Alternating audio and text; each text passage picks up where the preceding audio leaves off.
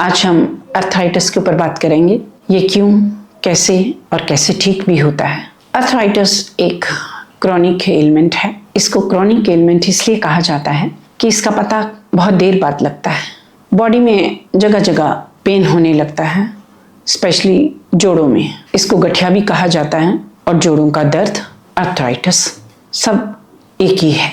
ये पूरे शरीर में दर्द को बढ़ाता है। इसके कई कारण हैं होने के। पहला कारण मैं आपसे ये कहूँगी कि ये जेनेटिक भी हो सकता है और जल्दी शरीर में डेवलप हो जाता है। दूसरा, प्रेगनेंसी के दौरान ठीक से अपनी बॉडी का ध्यान ना रखा जाए तो लेडीज में ये प्रॉब्लम बढ़ जाती है। जोड़ों में दर्द होने लगता है और एक भयानक रोग का कारण बन जाता है। तीसरा, आज का मॉडर्न लाइफस्टाइल, बिना शरीर को ध्यान दिए घंटों बैठे रहना या फिर कंप्यूटर पे काम करना एक मजबूरी तो हो गया है, लेकिन हम अपनी शरीर को भूलते चले जा रहे हैं जो हमें ध्यान रखना है। ये एक मेन कारण है। और कंप्यूटर के कीज पूरा दिन चलाने से हमारे जो नकल्स हैं वो पूरी तरह खुल नहीं पाते, वो एक कारण है। उंगलियों में अर्थराइटिस होने का संभावना ज़्यादा बढ़ गया है। हमें इस बात को समझना होगा कि बॉडी में दर्द है और दर्द सहना आसान नहीं है, लेकिन दर्द को सब कुछ मत मान लीजिए। दर्द एक इंडिकेटर है जो आपको ये बता रहा है कि आपकी बॉडी के अंदर कुछ प्रॉब्लम है, आपका सिस्टम ठीक से काम नहीं कर रहा। वो इंडिकेटर है। दर्द एक प्रॉब्लम नहीं है, अर्थराइटिस एक प्रॉब्लम है।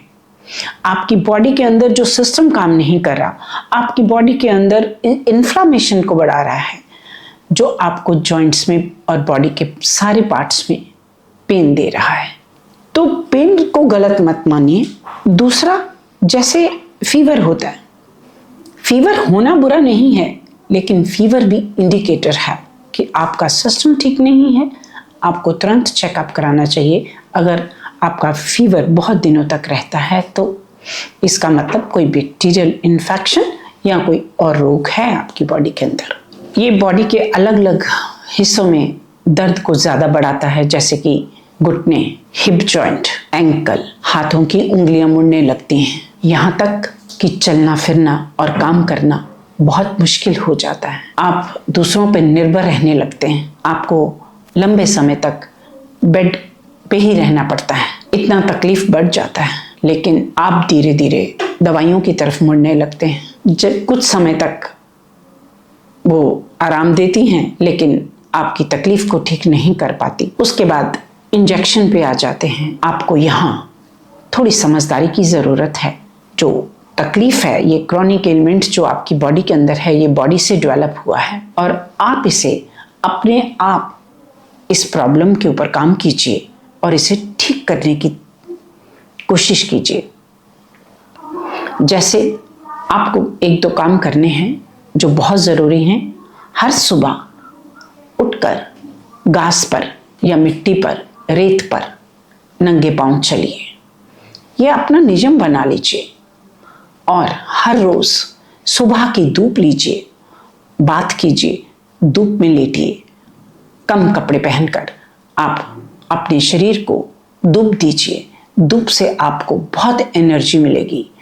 और दूसरा, योग आपको बहुत मदद देगा। आपको योग करने से आपके जो भी जॉइंट्स के अंदर इन्फ्लामेशन बढ़ गया है, वो नाड़ियाँ खुलेंगी, वो जॉइंट्स ढीले होंगे तो इन्फ्लामेशन रिलीज होगा। इन्फ्लामेशन रिलीज होने से आपका दर्द कम होगा। लेकिन आपको ये देखना है कि आप जब योग करें तो एक विधि के अनुसार कराने वाले, जिसको इस बात की समझ हो कि कैसे हमने योग करना है और सिखाना है। इस बात में आप होशियार रहिएगा। यूं ही किसी से मत सीखिएगा। आप एक अच्छे समझदार टीचर के पास जाइए और सीखिए, योग को कीजिए। तो धीरे धीरे आपकी बॉडी का इन्फ्लामेशन ठीक होने लगेगा। आप बिल्कुल ठीक हो जाएंगे। आप बिल्कुल भी डरिए मत। दूसरा ये कि एक इम्पॉर्टेंट मैसेज ये मुझे देना है कि अगर आप योग को बचपन से अपनाते हैं तो आपको ऐसी प्रॉब्लम का सामना ही नहीं करना पड़ता। Thank you.